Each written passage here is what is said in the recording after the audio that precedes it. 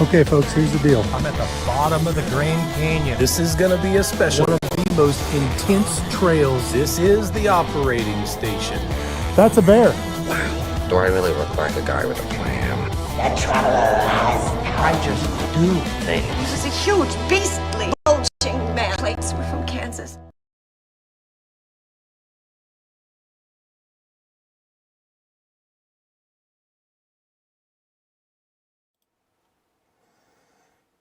Hello, everybody. A little late start here. Hey, Jeff. Alpha Alpha 4 Bravo Charlie. Good to see you in there. All right, this is the POTA Elmer Hour. I decided to go ahead and try the new name change. We'll see how that goes. The POTA Elmer Hour, where we welcome all kinds of questions, new and experienced. For anybody interested in getting into POTA, there are no silly questions. There are no questions that have ever been asked before. And read the freaking manual is never a response. But we may get the freaking manual out and read it together. But welcome to our third live stream. As you can see with the lower right-hand corner of the screen there, we've got till 23:26 UTC this evening. So about an hour and 23 minutes, something like that, to go through anything's POTA that you would like to. I got a couple things queued up here that we can talk about, but just getting settling in here. Jeff, can you give me a audio report? Audio doing okay? Man, that's the hardest thing to get right. All my little bouncing green, yellow, and red lines look pretty good. I could hear myself at first, so that was that was pretty good. We'll go to some news here. There's some park news here that's come up here lately on one of my sites here. You see here, Texas man falls to death on popular hiking trail at Utah National Park, and yes, that is Angel's Landing. Thank you, Jeff. Appreciate that. Thanks for that audio check. So yeah. This was an activation location of mine. You see these trees right up here at the very tippy top. That one right here on the left, that little blob on the left is what I activated underneath. I got a few videos about that operation right there, but you basically just walk right up this spine to get up to the top there. And yes, there is potential to fall over the side and fall 1,500 feet. Now, I don't know if that's what happened. In this case, unfortunately, a Texas man did lose his life. You know, historically, what this has been when something like this happens, it's not just someone that was walking and happened to fall and fell off. You know, having hiked that trail, there would be plenty of opportunities to actually fall, but not fall to your death. I mean, that would be kind of rare. I would think even among falls on the trail, it's usually not going to result in that kind of in a fatality. It's really not as dangerous as we make it look on camera. You know, a lot of people on social media take their cameras out. They'll get their 360-degree cameras, or they'll get the GoPros set on the widest lens possible, so the landscape just looks huge. That trail looks super skinny, and it looks really dangerous. You know, it's good to watch those, I guess, because if you get on it yourself, then you're going to get there and realize, oh, it's not as bad as what it looks on camera, and you know you can do it. And yeah, you will have those questions going through your head as you're walking up to that view there. But I haven't seen this just happened. He was just identified yesterday. It looks like Gilberto Ramos, 68 years old, of Laredo, Texas. And I don't think there is any specifics on how it happened. And we certainly don't want to speculate that Mr. Ramos was doing anything crazy. But historically, that's what it's been. It's been someone trying to get a crazy selfie or doing something silly and taking unnecessary risks and falling. But I think they average about one a year out there. They have a sign right at the start of the trail that says, "Hey, Be real careful, because since some year, I forget which year they pick. I don't know if it's 2012 or 2019. I don't remember what it is, but you know, since such and such a date, so many people have died on this trail, and they would write with a little grease pencil on there how many people have died since then. They've since stopped that practice because it just became a bragging point for those of us that would hike up the trail. We're like, oh, look at this, look how dangerous this trail is, and it kind of made it even more of a spectacle. So they decided to do it away with that. Maybe smartly. Who else we got that came in here? I got SYRFD 520. Is that a GMRS call? No, that's too many letters. SYRFD 520. Welcome to the live stream. Glad you're here. KE0MAD. Sean, good afternoon. Glad you're here. Rodney, glad you caught a live stream. Limited to hunting from my mobile setup. I feel your pain. 80 hours a week, 7 days a week. Whew. Man, that's brutal, buddy. You must be, I'm guessing you're in the oil industry or something like that, to be working hours like that in Texas. I bet so. Hey, Chris, welcome to the chat here. KD2, YUY. All right, very good. Very good. Welcome to the chat. He's a ham. Right on. Glad to have you all here. Thanks for coming and hanging out. Thanks for coming and hanging out. Yeah, this is something I've just gotten started here. This is only a third episode. For anybody that is new or trying something new, maybe in POTA, we can take experience questions too, but you know, there's not a lot of friendly places to ask questions on the internet. So that's what I'm hoping this can kind of be. Any questions that anybody has for Parks on the Air, getting started in Parks on the Air, you can just enter that in the chat. Put a bunch of question marks in front of it, or a bunch of capital Q's, or the word question in all caps, something to call it out. And my live streams aren't too busy. That chat doesn't move quite so fast. I can usually catch them if one sneaks in there. A data center. Okay. All right, Rodney. Well, bless your heart. Working that many hours, buddy. I hope they make that worth it. Bless your heart. All right. Something I wanted to talk about today is multi-operator activations. This is something that comes up, a few times a year. And what's the proper way to activate when you have multiple operators all in the same location at the park doing an activation? I've been a part of this several times myself. It is a very fun way to activate. The questions start rolling about what's the proper way to handle such an activation.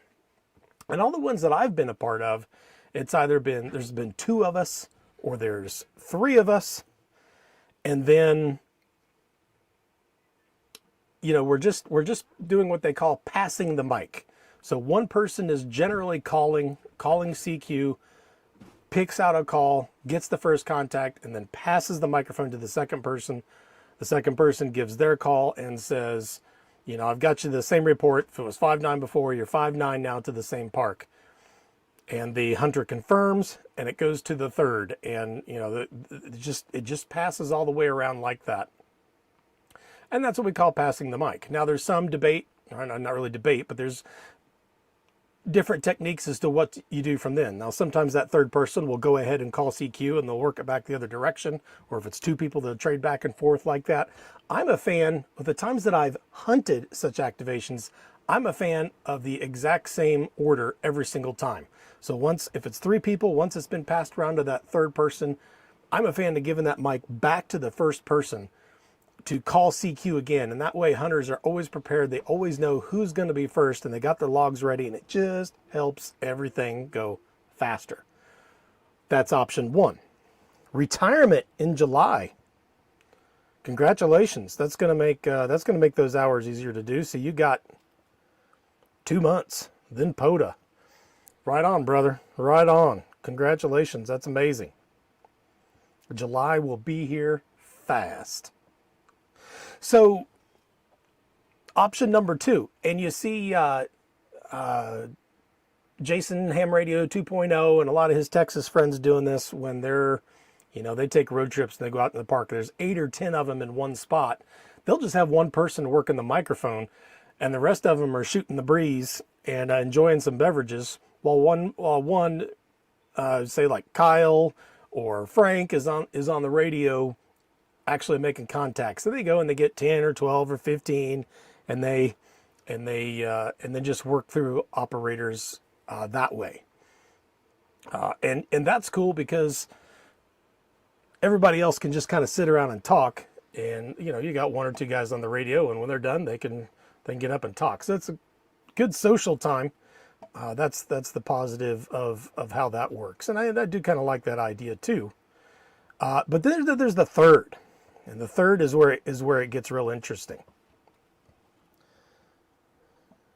2 to 3 operators is manageable. More than that, it gets a little busy and hard to get straight.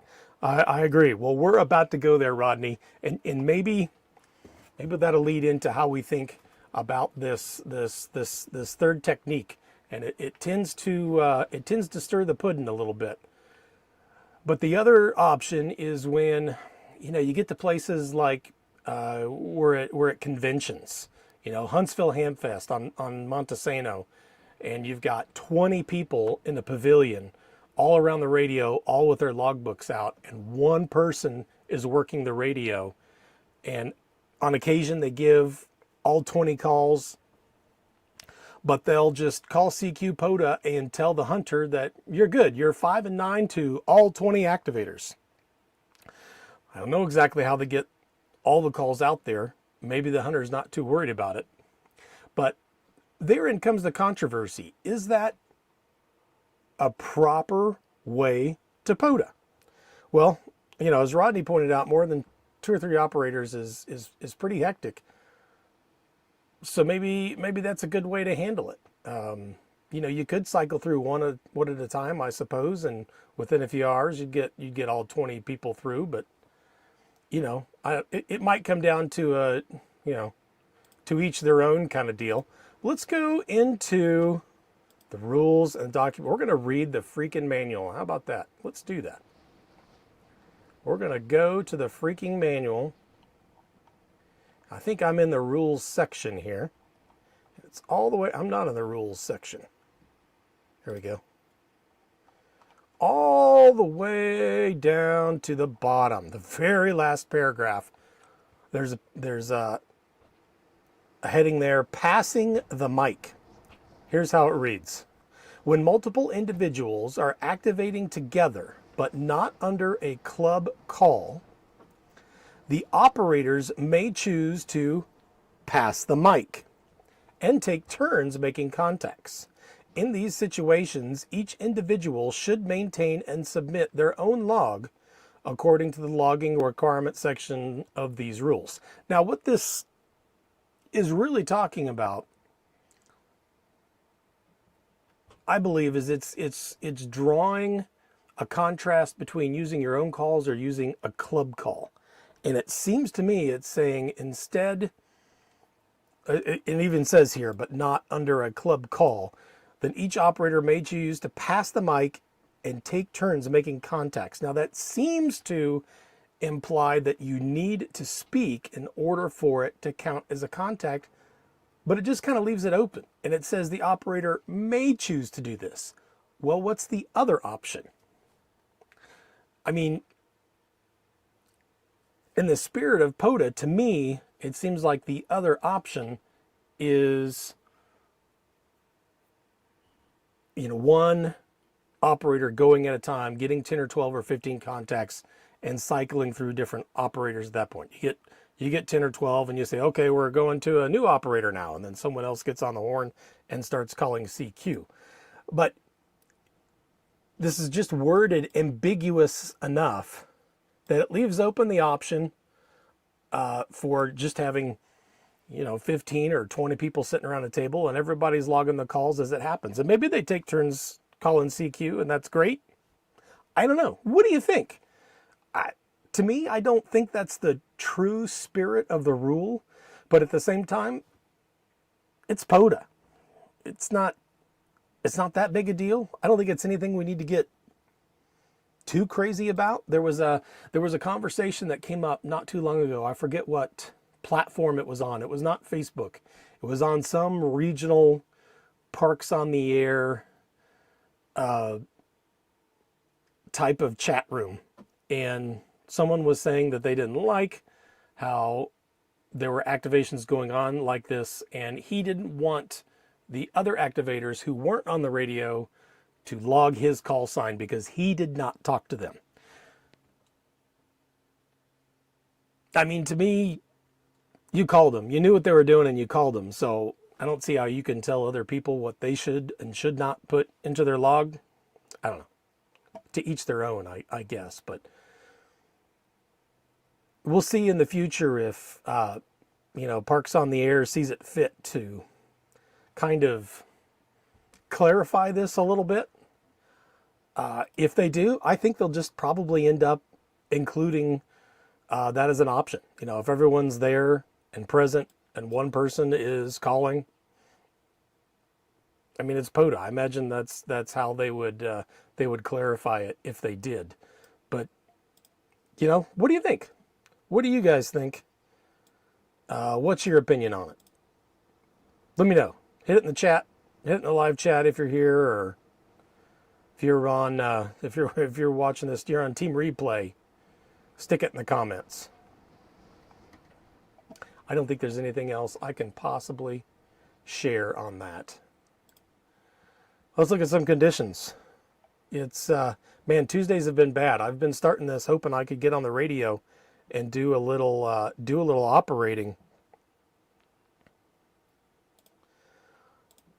while I'm live, but and maybe we could hear some different activators and listen to them and comment on what we're hearing. But by golly, the conditions have just been awful. Affable? They've been awful. They've been terrible, awful.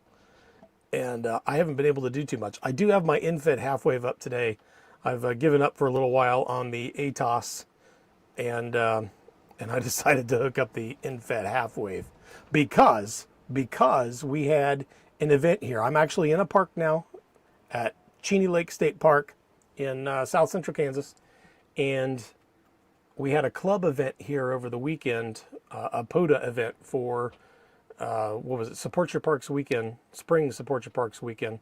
We got a lot of operators. I think we had about 30 people come out, and most of them operated. Almost all of them operated, and some of them was for their first activation. We had one individual made his very first contact as a ham, and it was really cool. It was really cool to get that many new people out there. But I operated, because I got away from the RV, I operated with my vertical, and by golly, I could hear, or my 17-foot vertical versus the ATOS vertical, man, I could hear so much more.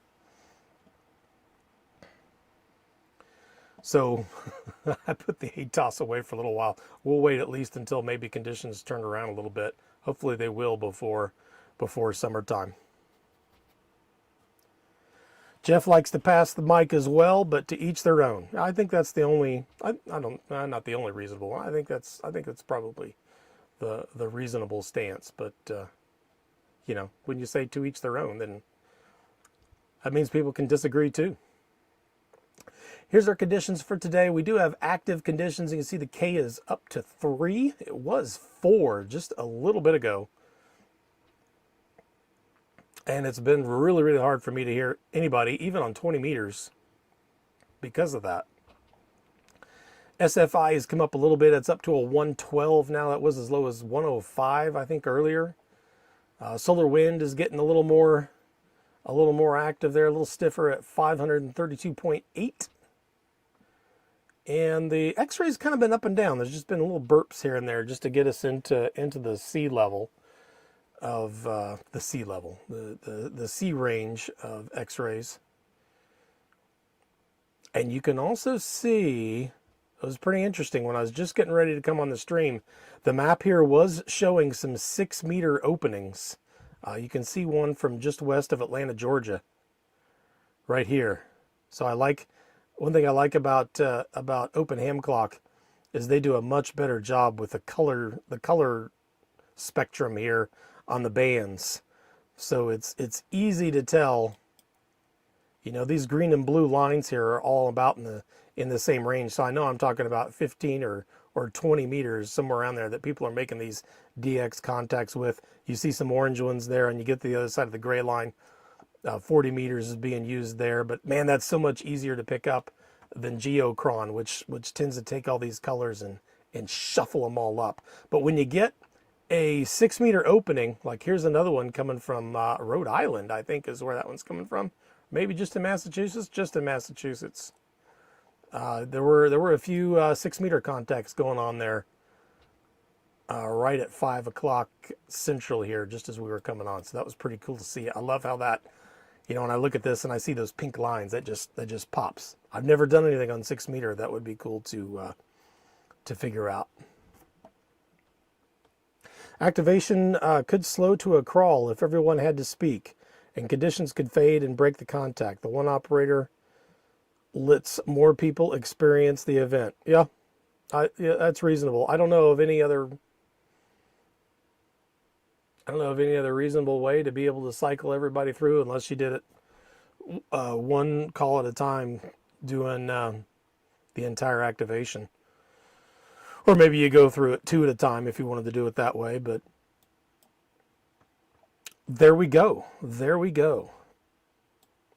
So we got some different faces in here this week. That's fantastic. Anybody have any POTA questions? Let me know. Something else I thought we could do, if anybody's got any POTA vacations planned this summer, if you're going somewhere that you're hoping to run radio, drop it in the chat and we'll vocap that spot and see, you know, where you're going and when you'll be there, and we'll see what conditions we can expect from that location. So let's see. Can I think of one for myself?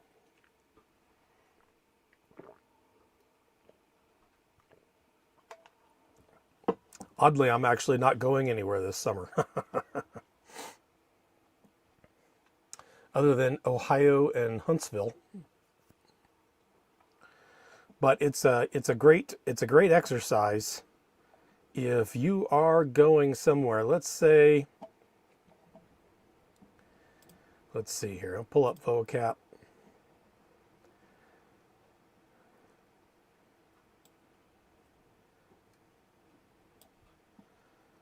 Jeff's going to Huntsville. I assume that's going to be during the Huntsville Ham Fest. All right, I'm going there too. Let's do that one. So we got our grid set right here by dropping the red tab. Oh boy, I moved it. The red tab right there on Huntsville. If we wanted to, we could even go real quick and zoom in real close and look for Montesano.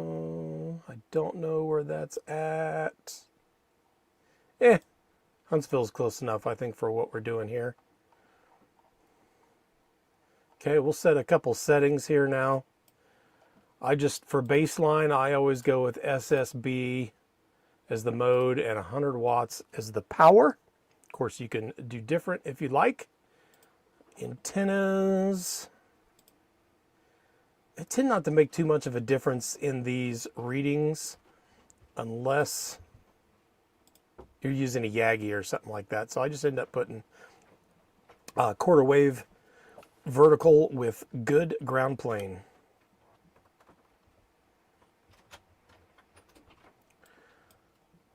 Let's see, anything else? We got to tell it what bands.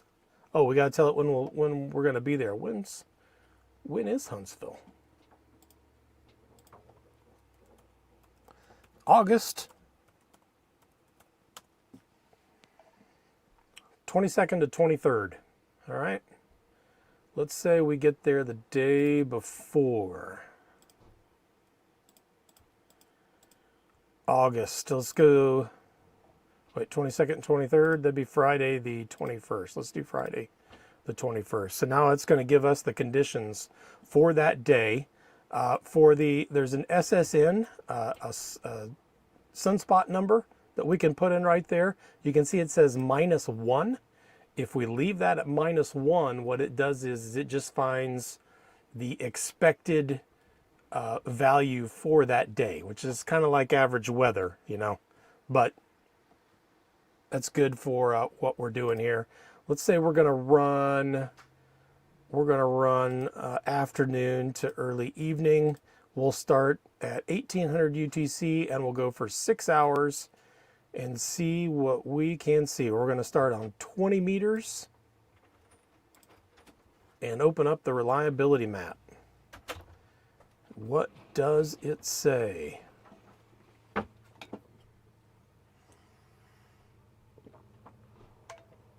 Got some summer doldrums going on, but it is in the south, which lessens that a little bit. So we got one of these frames here for each hour. The top one is at 1800 UTC, which is what? Midnight is 8 o'clock out east, so 1800 would be 2 in the afternoon. So you can see we're skipping over a lot of the our skip zone covers quite a bit of that really dense ham populated area in the eastern and southeastern part of the U.S. So, you know, that could be a little tricky there. I think that's why in the afternoon a lot of guys out east run on 40 meters, because 20 is just kicking out west, a little bit up into the northeast. Of course, sometimes you can get some DX down south. Let's see how that changes throughout the day. And which way? So each one of these is another hour.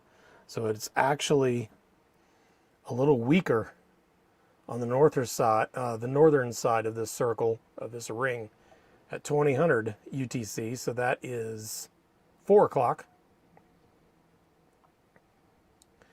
Yeah, and it's just getting worse and worse.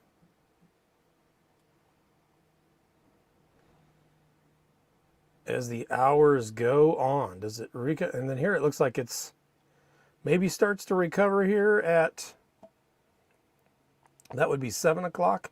Starts to fill back in with some oranges and some reds. But, you know, unless you're trying to get out west, that could present some challenges. Okay. All right, let's change it up. Let's go 40 meters then. I'm usually trying to figure out how to target that part of the country,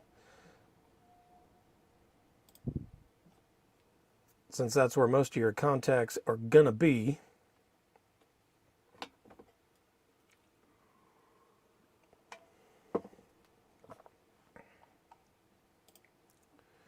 Download it here to a PDF so I can zoom in on it real nice and easy. So there you go. This is why you see guys out east working 40 meters in the middle of the day. Now you're hitting some populated areas there. You know, this isn't invis, but it's a pretty short skip at the same time. So we're at 1900. That's 3 o'clock here. There's 4 o'clock. It just looks like it's getting better throughout the day.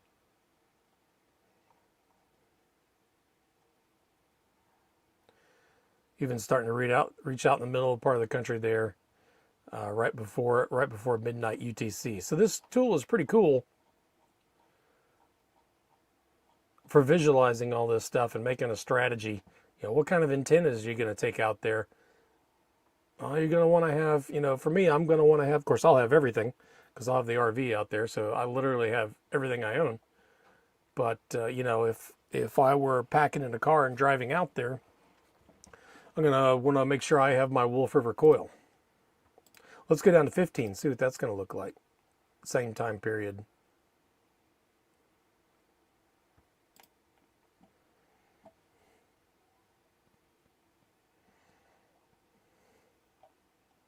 Hey, Roger. Welcome to the chat. Welcome to the live stream.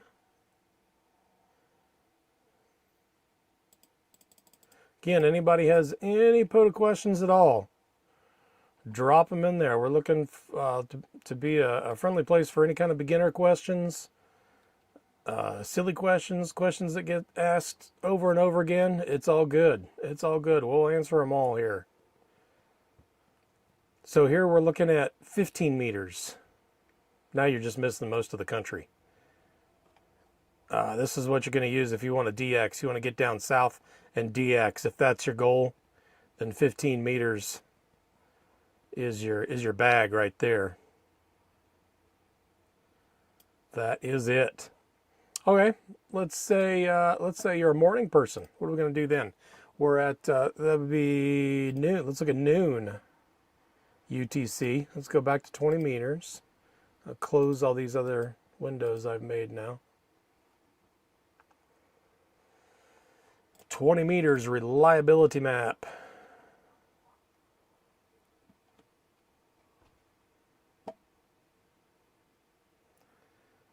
Are you kidding me? Are you guys not even seeing these charts? Oh no, there we go. Okay, when I download it, you got it. Good. I was worried there for a minute when I was back looking at that last window. It didn't look like you were seeing that. All right, here we go. So this is 20 meters at 8 in the morning. You can say right up here it says 1200 UTC, which out east would be 8 in the morning. Is that Eastern time zone? Alabama's Central, aren't they?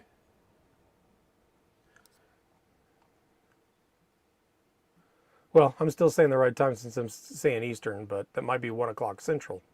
Would be more accurate for Alabama. I think Alabama's Central. Then you get in Georgia and it's Eastern. Traveling guys should know these things.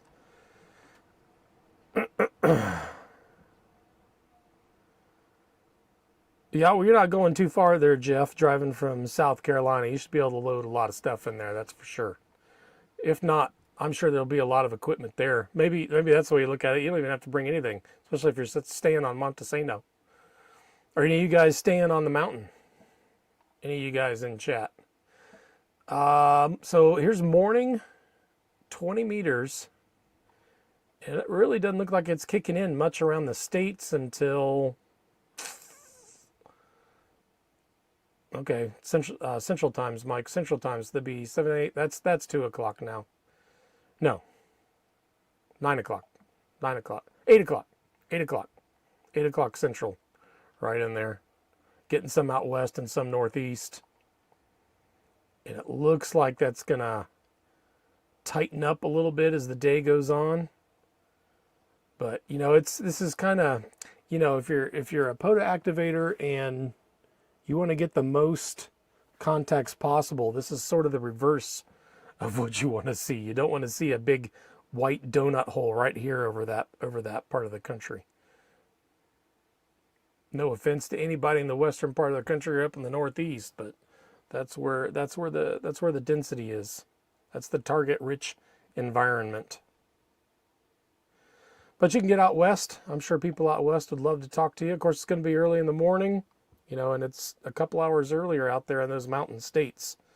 So if we're talking, well, at this point it's 1600, so that's 11 in the morning. That's not too bad. It'll be 9 o'clock on a Friday morning out in the western states. You have some people out and awake for sure. But that all looks very similar. What about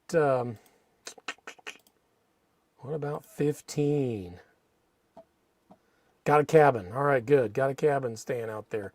I got a campsite. I'll be there for the whole week. Planning on getting there Monday, and we'll leave the following Monday.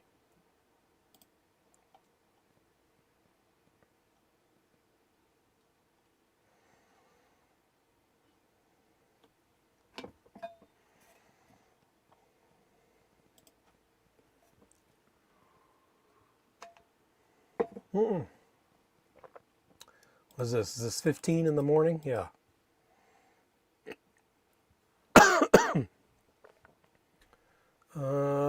What did it say? Yeah, right there, 21 megahertz. So that's 15.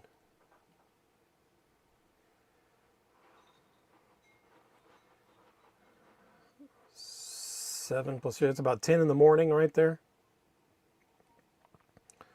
There's 11. Maybe noon is when I would start thinking about getting some DX down south on 15. And then we saw on the previous ones that got a little bit better. Anyway, that's kind of a, I think we've beaten that horse to death. But great tool here to, if, you know, for anywhere that you're going over the summer, you know, fantastic tool. And you'll see some great stuff. Like, let's say, for instance, somewhere I would like to go.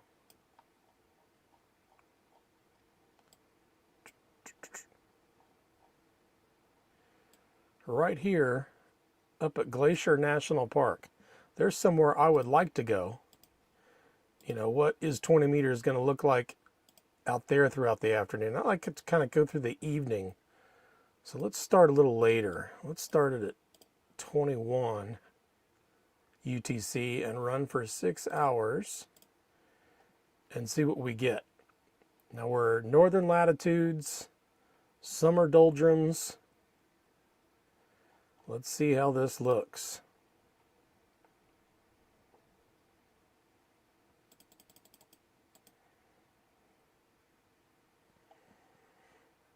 Not bad, not bad. Getting some decent reliability right there along along the East Coast,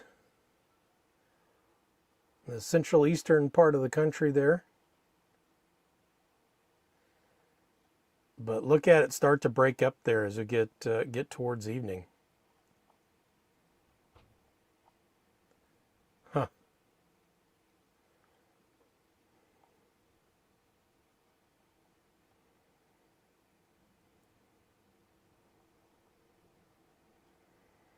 That's actually not too bad. It looks better than I thought it would. Do I still have the right dates on all these? Yeah. Yeah.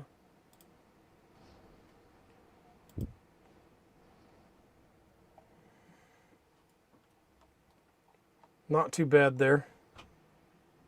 And you know, the donut that you're creating in your skip zone here isn't covering quite so many. There's a lot of sparsely populated areas in that donut, so that maybe works out a little bit better other than the Pacific Northwest. And I can tell you there's a lot of hunters up there in the Pacific Northwest right now.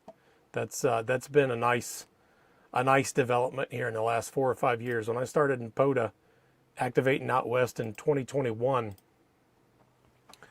it would be very, very difficult to activate a park relying just on West Coast operators. But I did that quite a few times this last year in 2025. So the western part of the country has added a lot of activators and hunters, and you can easily get an activation done just talking with people out west. There's a lot of times I was working late enough, you know, it was sunset out west during the week. People out east have gone to bed. You know, the West Coast is the only place I got people to talk to.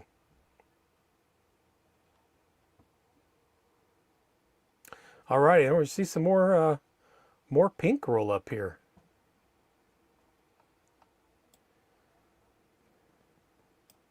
Huh, and I got my in-fed half wave. I don't think that's going to be worth squat on 6 meters, so I don't know that I'll try anything like that, but haven't seen any questions. If anybody's got one, feel free to drop it in there. We're still trying to get the word out about this little live stream here. And again, we're going to lead right up to the Tuesday evening premiere group. We got 2 videos tonight. You can see here, lower right-hand portion of the screen at 23:26. Jeffrey K3JRZ has a video coming at 26 after the hour. That's what we'll be leading up to. He's running 17 meters on the beach. Carlos has a video after that, Life at Terminal Velocity. And I think he's continuing, it's a continuation on his 11 park POTA Rove. So I think that's what we got going on, and that'll lead all up to Ham Radio Clubhouse. And I don't say what I think those guys will talk about because I don't know if they know what they're going to talk about leading up to that show. That's part of what makes it fun. All right, let's turn this radio up here. Let's see if I can get this audio working right.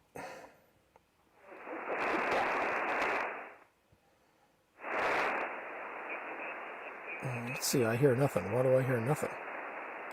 Oh, there we go.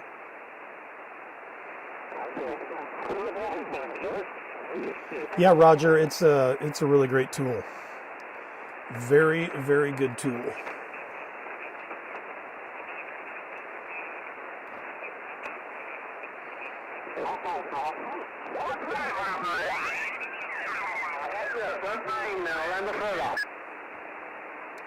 Maybe we'll get to actually hunt some people this week. Papa for Hotel Echo. It's a Puerto Rico call sign.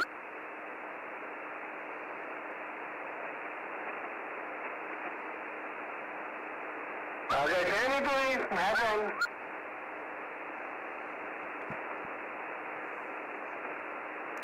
I can tell you though, from here's what I've hunted here the last today. Right here, underneath April 21st, you can see I have done really well. There's the 20th.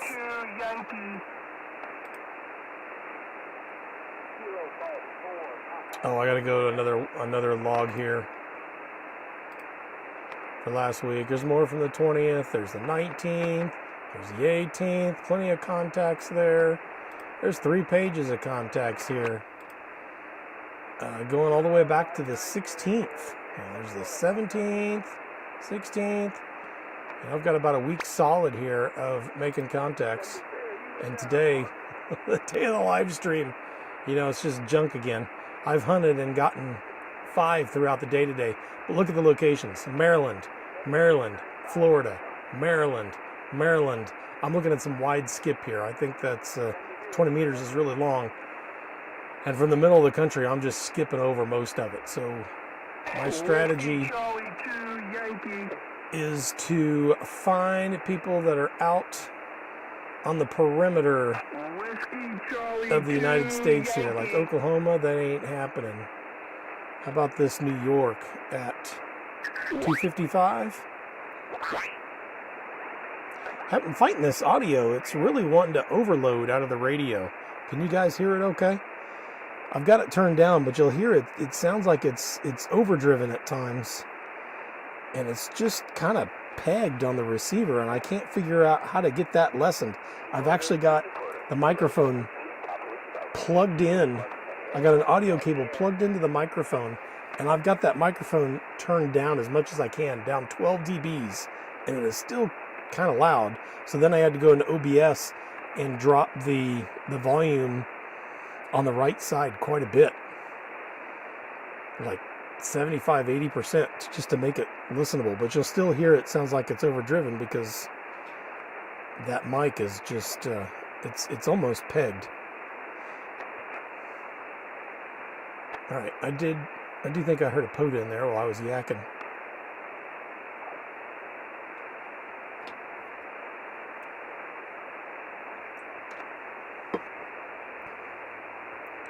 The other thing you can do with VOA cap, Roger, is you can do point to point as well. So, if I'm here in Kansas, and my code buddy for Morse code is here in Virginia, and I want to know what that's going to look like if we're doing CW, let's say 25 watts, 20 meters, at a specified time, 2100 UTC. I can, not the reliability map. Signal strength map? No, I want the cap wheel. That's what I want. Yeah, there we go. So it gives you this ring here. You got times along the outside. These are UTC times from 0 all the way around to 23. And each concentric ring is a different band with 10 on the outside and 80 on the inside. So just with that line in there, the mode, the antenna, and the power level, it's telling me that, we want to be probably on 40 or 60 meters through what would be overnight hours. That would be the absolute best time. But we're humans, and we're probably not going to talk then. So we might try on 20 meters, during the day for our best chance. And those colors seem pretty accurate with the amount of success that we've had. It's there's been a lot of fading. It's actually been kind of difficult. But that's another tool you can use right there. Is that little propagate? That is the CAP wheel.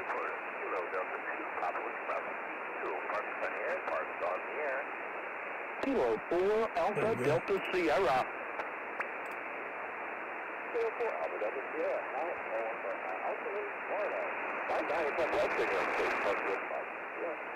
QSL, you're 5'9", both ways to Central Florida. Back to you.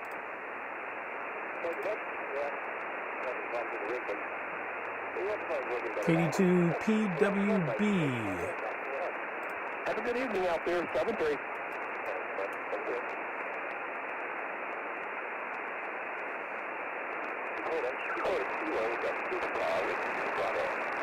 Yeah, see how it's kind of overdriving the audio right there.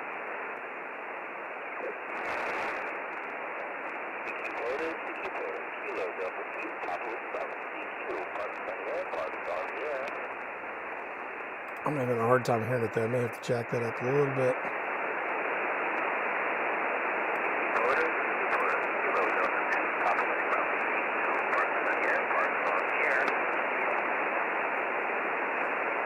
Kilo Echo 0, Victor India Mike, park to park.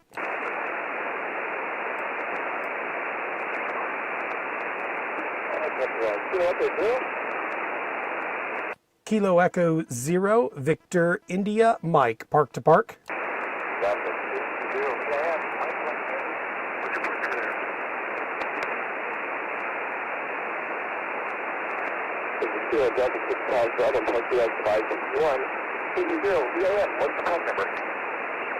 Yeah, park number is US 2331. That's 2331. I have you 3x3, Roger.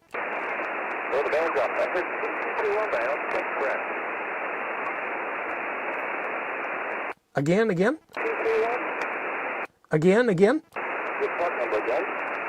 Park number is 2331. That's US 2331. I say again, 2331. QSL?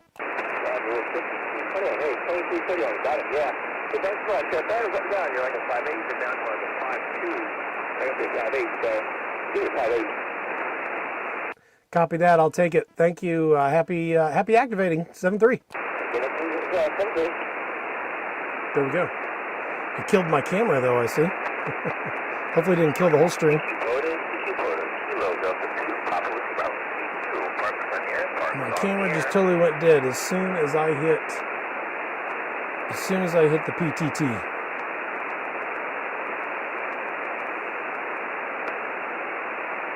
Let's see, so that would be webcam, Brio, come on, come back to me. I killed it. All right, we'll go to the laptop camera. There we go. That kind of works. Hi. All right. Let's see if I switch it back now if it'll work. There we go. All right, we got him back. My cable is like I can stand up. If we're in the window here, I can stand up and just reach up and grab my antenna. It is just right there, and of course that's the high current into the cable. As soon as I hit that PTT, I saw the light go out on my webcam. 6 meters and got someone 2 miles away. All right, right on. That's more than I've done on 6 meters, I'll tell you that. All right, so that was a contact. Was that New York? That was in New York. New York, about the same distance. All these other guys are over 1,200 miles, and he's almost 1,200 miles. Kilo Delta 2, Papa Whiskey Bravo to New York.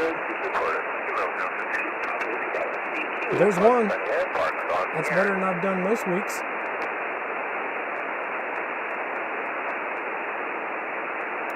There's somebody, there's Tess in Kansas right there, 277. She's going to be too far away for ground wave, I believe. I'm going to respot this one.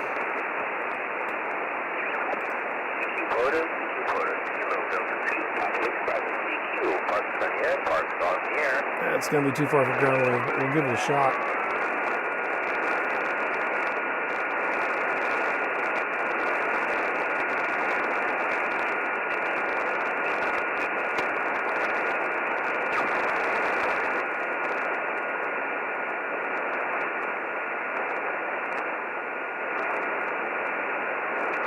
Kilo Bravo 4, Oscar India.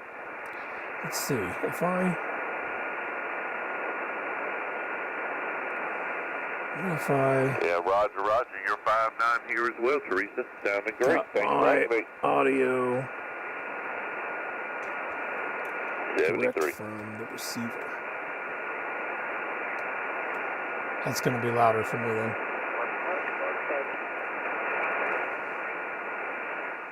Now I can turn that down for you guys, and it's still a normal level for me too. I don't think that static will be blowing quite as much in your ears.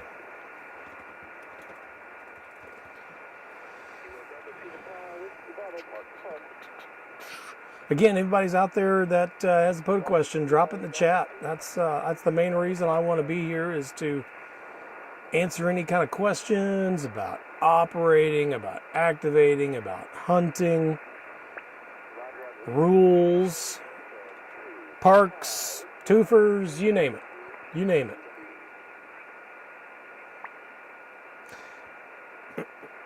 I was looking at a park here in Cheney. Check this out. So here's the lake I'm at. And in Kansas, our state parks all tend to revolve around our reservoirs. Okay, so this is a man-made reservoir here. We got a dam right down here. You know, it's Kansas. We don't have much topographical relief here, so it's not real deep. But gets fairly wide, and you can see right in here there's a second park. So the state park is kind of over here in this area on the northeast shore, then over here on the southeast shore, or the southwest shore, just on the lower end right there. So that's all the bigger the state park is. But then right here there's this area, Cheney Wildlife Area, which is a POTA park. And if you look it up on the POTA map, doesn't it just look like it's just right here?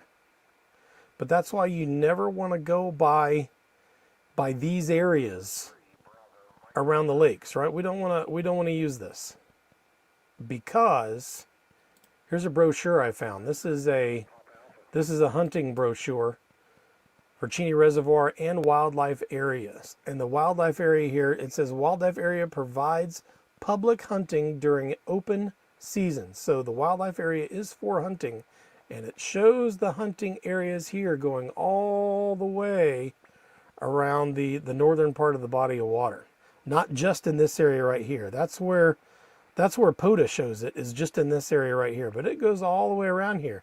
And if you go up into this part of the park, there's actually this Deweese right here. That is a campground. So we could put the 8-ton radio go box there for a few days and camp there inside this park and work that one as well. I've never activated that one. I'm working on getting my kilo here at Cheney State Park, which you can see in this brochure are these darker highlighted areas here. It looks a little screwed up because it's split over 2 pages. But this is a whole other one up here. But it just shows, you know, on the POTA map, it just shows in that area right there. But you got to go to the authoritative source to get your map boundaries, because there's a lot more to this park than what that site shows. And I think I even had a second source right here. Yeah, this is from the Kansas Department of Wildlife and Parks. And, you know, there's the lake. And it's this whole outlined area that goes around it. You can see here. It's all Cheney Wildlife Area, according to the Kansas Department of Wildlife and Parks. Not just this area right here. They got a few other highlighted areas here. What is this? That's that's an area there's no access from September 1st in the fall and winter through March 31st for waterfowl. So that's a migratory area that they restrict access to in the fall and winter. This one just says, so they grow sunflowers there. Okay, cool. Good to know. That'd be cool to go down there and take some pictures of some sunflowers. And then right up here we got a shooting range. And this is kind of what clued me in, is because I remember driving by this shooting range and this road that goes by here, and it would say Cheney Wildlife Area. And it didn't click at the time. I don't think I was in radio at the time, but there we go. Always go to the authoritative source, which is not POTA. It is not POTA, nor should it be.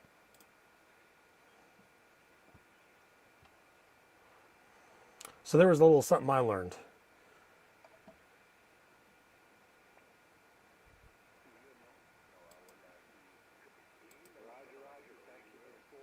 I've got you about a 5-5 in North Carolina, 55, November Charlie, 73, good luck. A couple guys talking over this activation here. 73. Man, I gotta back that camera up. It just cannot focus on that radio. It's too close. It's too close. I don't have a lot of room here is the thing. Back it up a bit. And I can re-tighten up the shot.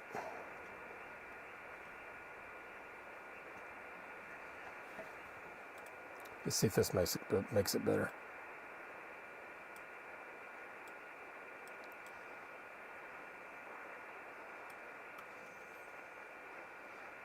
Always adjusting.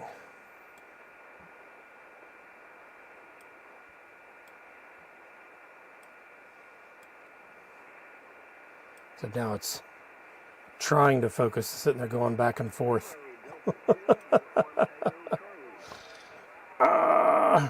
We'll get this ironed out one of these days.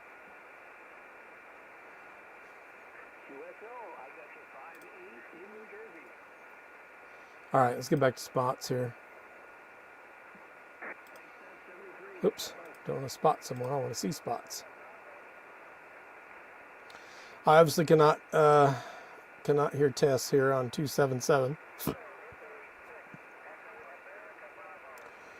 Got anybody else? There's a New Jersey. Oh, that's CW. Let's try to keep it to language people watching can understand. Utah. Here we go. Aloha. 14316.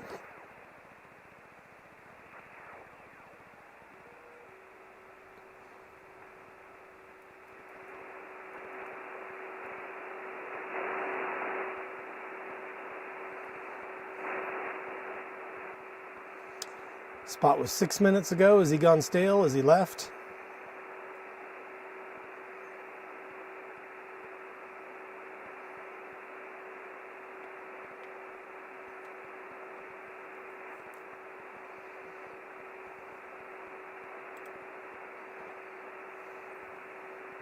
There's definitely, oops. There's definitely Hawaii. They're on the Big Island.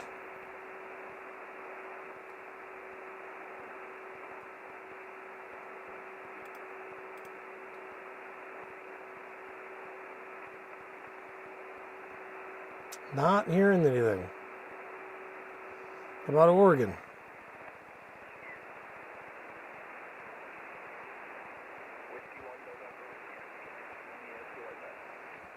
Well, that sounded good.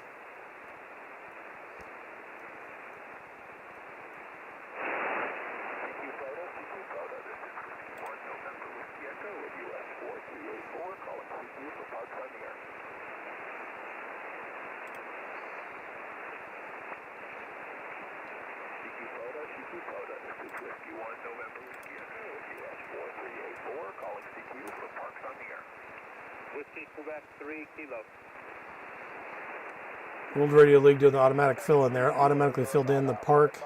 Didn't get the frequency this time. Sometimes it gets the frequency too. Ham is 5 Portland. Oh yeah, my in-laws live in Vancouver up there. So yeah, thanks for the... I got the 5-5 right there. Thanks for hunting. 73. 73. Whiskey 1 November Whiskey Echo, parks on the air, QRZ. Kilo Echo 0 Victor India Mike. Park to park. There with the camera. Kilo Echo 0 Victor India Mike, park to park. You're about 5-5 here into US 4384. Copy that. Thank you for 4384. I'll give you the same 5 and 5.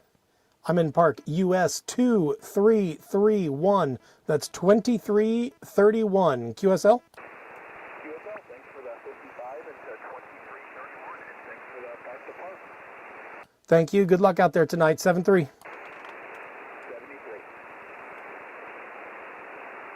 November Whiskey Echo, parks on the air, QRZ. Cool. It's pretty easy. It's going a little better tonight. Whiskey 7 Yankee Bravo Yankee, you're about 5-7 here in the park. I killed my camera again.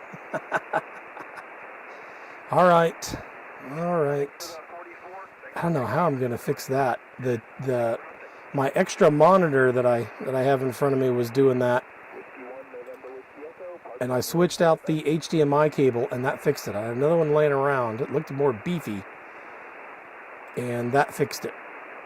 So, but this is hardwired into the camera, so I don't know how I'm going to replace that.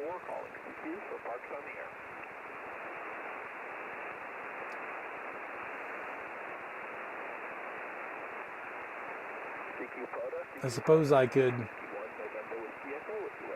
clamp on some, I got some of the clamp-on toroids I could put right where it plugs into the USB.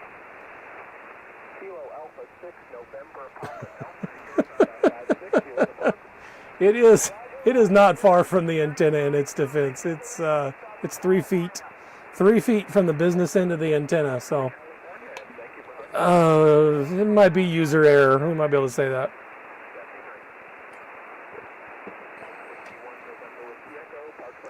Eventually, I want to have a UHF VHF antenna right here, and my HF will be on the other side of the RV, and maybe I could run it out the other direction, and it won't be so bad. It'd be substantially farther away, so that would be good. Oh man!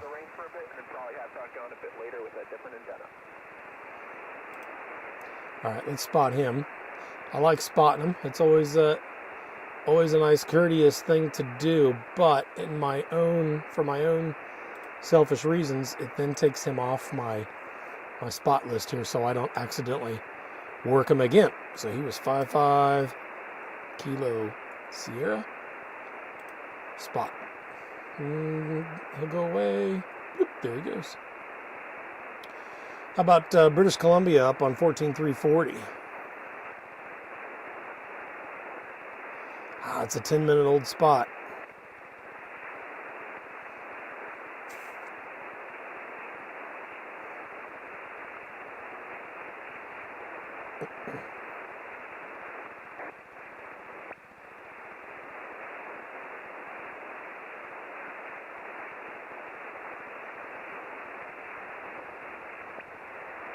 $40 maybe?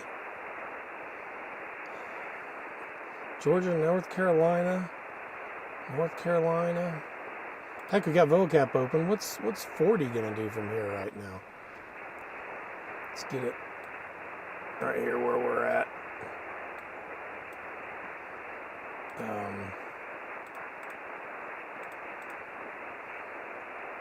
Pick today.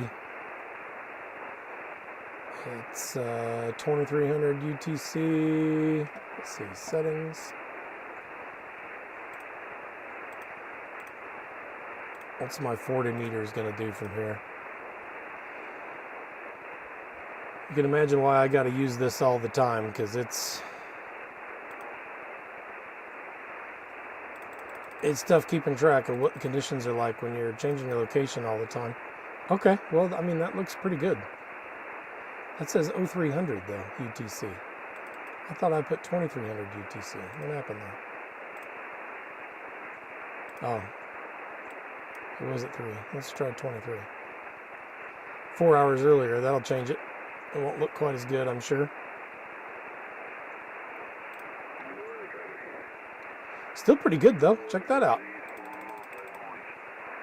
Let's do that. Let's try some 40. I've got some time here. I got some time here. What's your feeling on giving 5.9 on all POTA contacts? Jeff. Good question. I don't know. I mean, for doing voice, it seems like it's fairly easy just to give an actual signal report. You know, but there's some people like Steve, T.O. Steve. If he can hear you fine, he's going to give you a 5.9.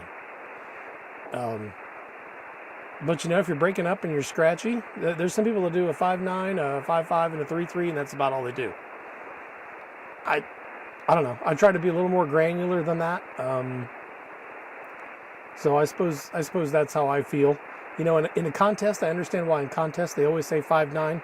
I just don't understand why contests keep requiring a signal. Why require a signal report when everyone just gives a 5.9? What's the good of that? What's the point of that? That makes no sense to me. That's what I don't get. In POTA, it didn't make that big a difference because you know what? You don't need a signal report when you're logging parks on the air. You don't need a signal report at all. So it doesn't matter as much. But I like knowing. I like knowing if I'm actually hitting someone 5.9 or if I'm 5.1 or if I'm a 2.2. I like that granularity.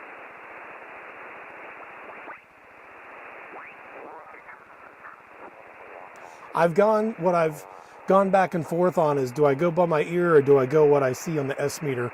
Right now I'm going by what I see on the S meter. That's what I tend to do now. But you know, sometimes that S meter is barely moving, but it sounds like a 5.9 in my ear. There's no noise, but the signal's coming through strong. You know, what do you give them in that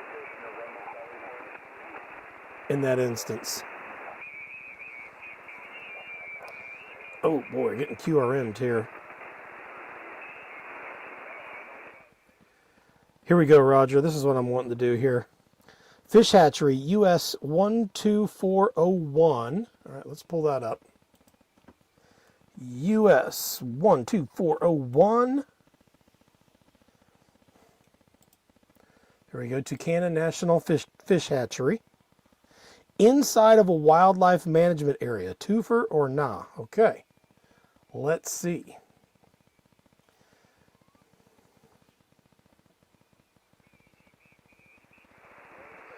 Wait, that's making some noise. Let's just turn that off. There we go. Getting a lot of clicking through that. I probably, let's see, let's look up the other one, 6556. That's probably the one I'm really going to want to look at. Because I'm going to want to look at the wildlife management area. 6556 I see as Wootton State Wildlife Area. I think that's what you mean. I think I got the right place here. So of course when we pull this up on POTA, it gives us a link to the authoritative source here. The question is always, how good are their maps?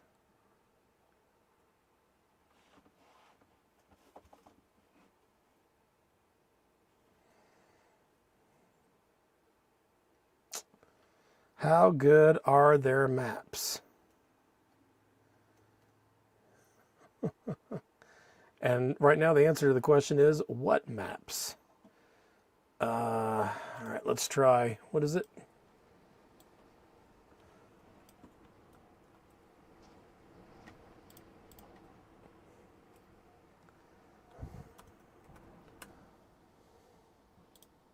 Do an image search here. Wootton Wildlife Area. Washington Department of Fish. Are we in the state of Washington? Is that what we're looking at here? I don't even know. We are in southeastern Washington. Okay. Okay. All right, this looks like a good boundaries map here, right here. So I'm seeing some exceptions within that boundary line. So the question is going to be, where exactly is that hatchery? I've got some creeks flowing through there for reference.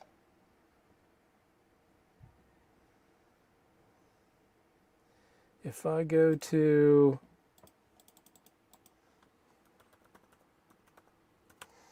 Google Maps, can I see where the hatchery is exactly? Let's go from Kansas to Washington, go right down in here. Okay, there's the fish hatchery. And I'm going to look at the shape of this creek. Boy, that's... it's Washington. It's complex.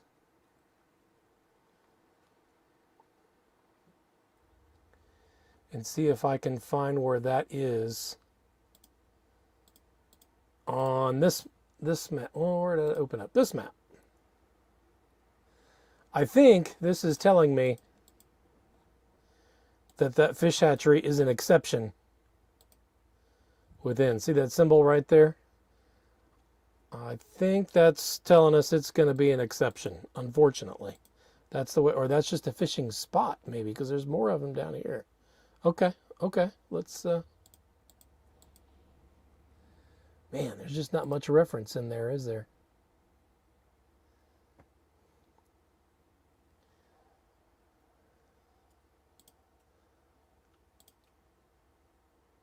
Uh-oh. Oh, here we go.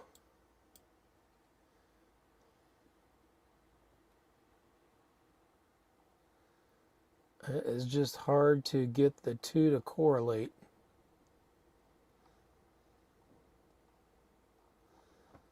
There's a road right there.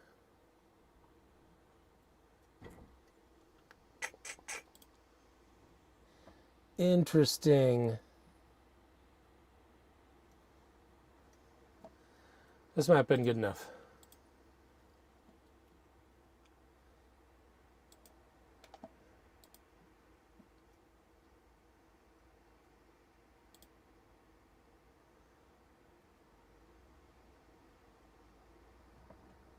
Okay. Can I zoom in on this? It's not letting me. Oh, here we go. It's not gonna get far enough though.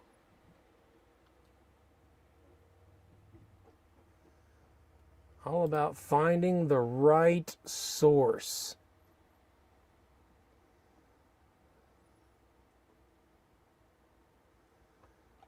Was there something else on this site? Another? No, not that one. This one. That's all it was. It was just...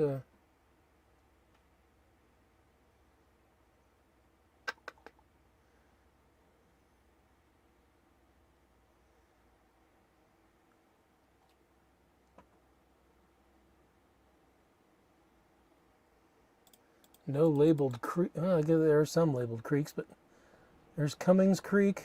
Okay, what's this one called?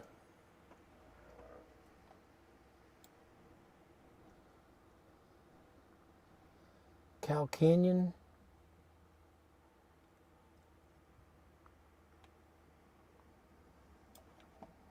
Any creek labels on this one?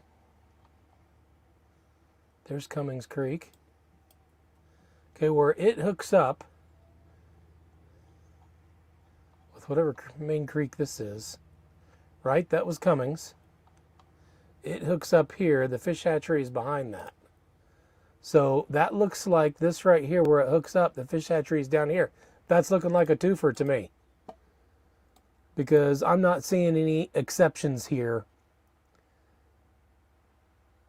Roger. I'm not seeing any exceptions there in that area at all. So at least for the granularity of this map, that looks pretty solid. Because they tried to, you know, in this area in here, they tried to notch out that exception. And there's nothing like that back there. So I think I can justify a twofer in that case because of that. And if I look at this map now that we've got a little bit of a reference here,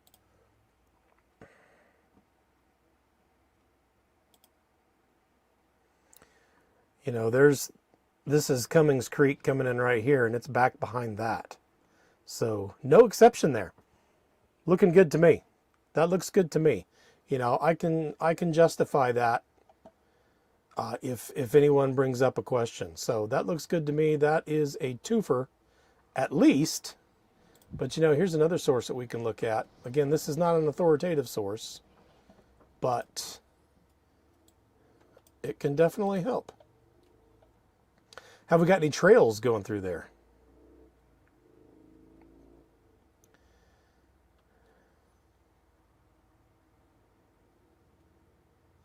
Oh, you know what though? This makes me wonder now. Check this out.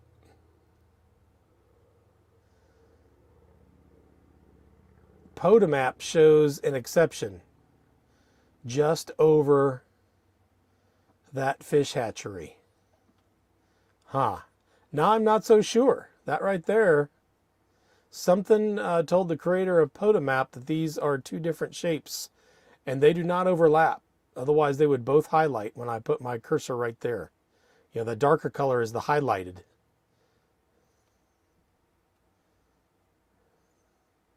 So I don't get both. So let's do this. Let's look up the fish hatchery. What'd you say the number on it was? 12401. This might have been the best way to look it up anyway. Good question. These are fun.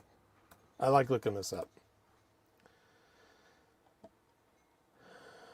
Who runs this place?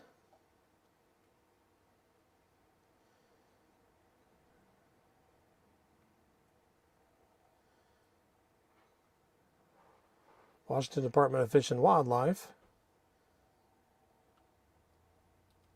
Does it say anything about what's the name of the W.T. Wooten Wildlife Area? I do a Control F on this. Look up Wooten. Wooten shows up nowhere in this document. Nah, I'm back to thinking, oh boy, that's tough. Because here I have an authoritative source that says yes. This one seems to tell me yes. Yeah, and I know Jeff thinks called the state POTA coordinator, but I don't know. I mean, yeah, I suppose.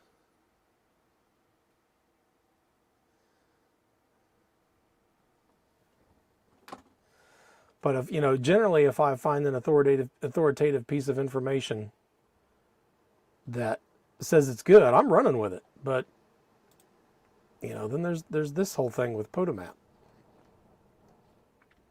But this isn't the end all be all. I've not found errors in here per se. I've found some things that aren't entered in this map. You know, it's short of some parks, but you know, gee whiz, that's what it's quite an undertaking to create this. So in all fairness, I would expect that. I'm still leaning towards it's a twofer just because of that map. And what was the other map I found? Gosh, I got so many open now. And this one too.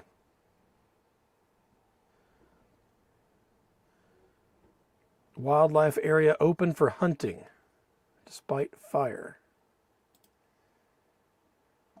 Here's another map. I mean, if they shade over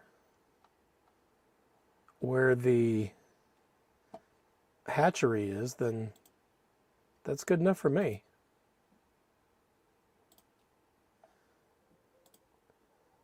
I'm not finding that image in that post.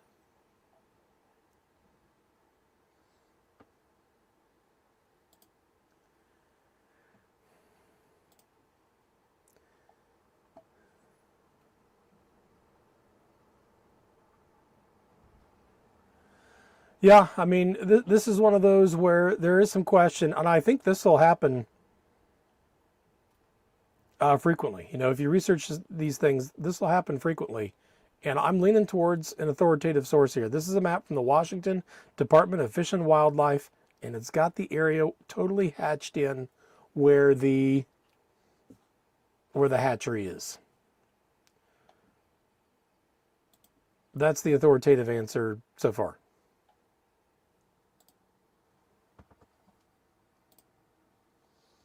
What are we talking here? Tiny URL link.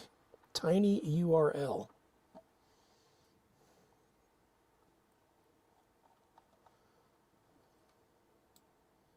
I'm not familiar with that. What is tiny URL? What's up, Freddie Mac? Thanks for joining us. We are researching a twofer in Washington.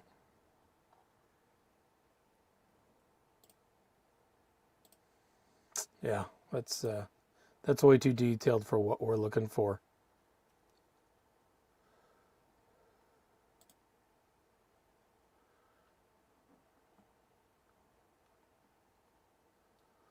Interesting.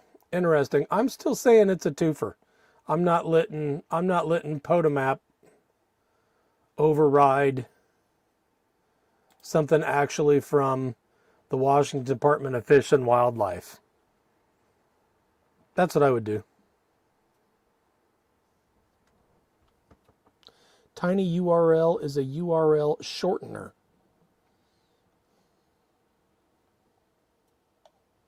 Okay.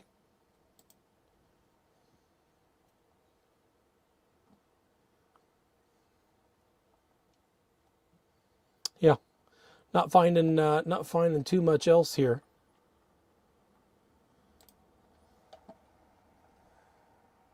Could I ever get a look at this one? It seems really detailed.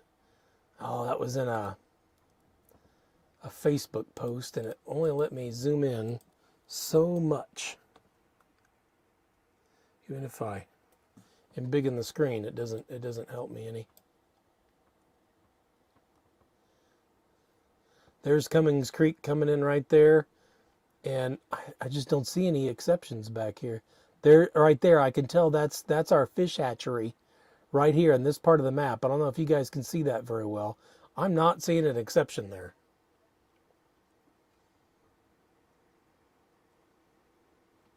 I think it's a twofer. That's where I'm at. That's where I'm at. If I've got something, you know, and I'm not contacting POTA about that. If I've got something from the state that says that's part of the park, that's enough for me. And I'm running with it. How about that? Look right above. I posted a link, but you'll need to type it in.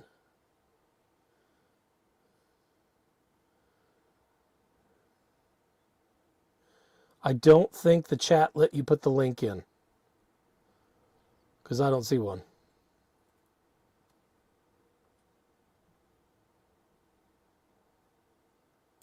I don't think it allowed that. But hey, we got a minute till Jeff gets on his premiere here, so we better start wrapping it up. Thanks for that question, Roger. That was fun. I hope he got something out of that. It is a little wishy-washy, but that's how I would handle it. If I got a state map that says it's part of the park, by golly, it's a part of the park. You know, the other thing you can do is just look and see. Compare what other people have done when they have activated, you know, and it doesn't look like it's been activated but one time. So if I look back at, what was it, 6556?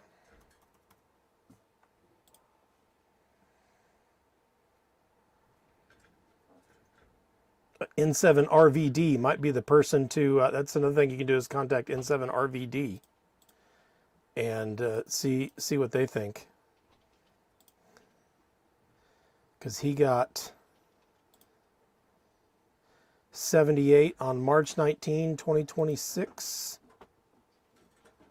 and it does not show in the wildlife area.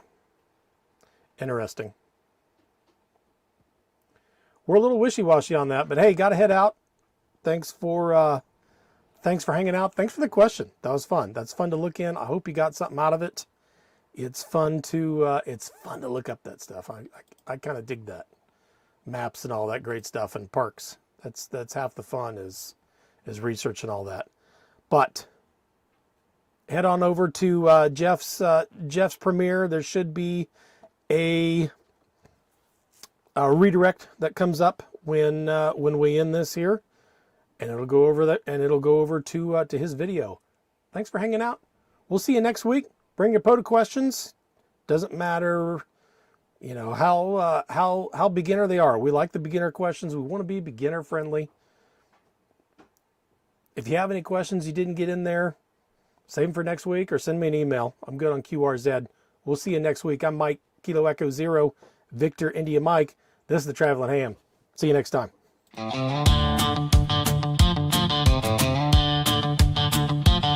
He was running his rig 20 words per minute with Morse code. I strode up to his station and said, hey man, I got that mode. If you're going to activate Mike, with me you can ride. So I sat at the picnic table and I settled down by his side.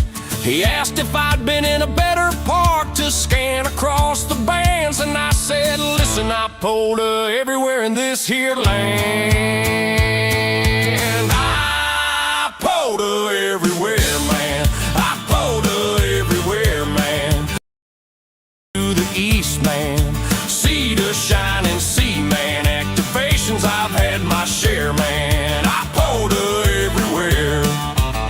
I POTA at Mayor, Upper Hosanna, and Coconino, Yellowstone.